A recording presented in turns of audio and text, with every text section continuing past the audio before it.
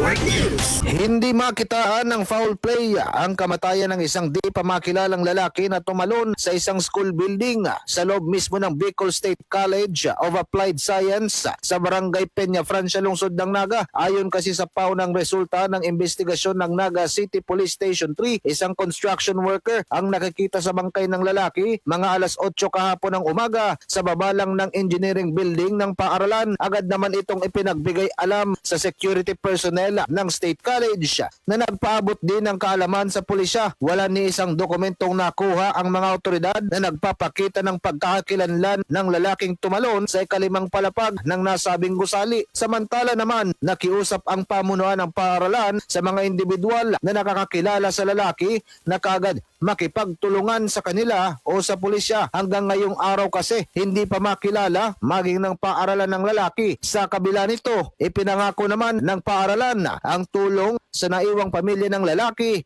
Iyan ay kung makilala na ito. Kasama mo sa lungsod ng Naga, Radyoman Paulo Papa, Tatak, Arimen. RMN Network News.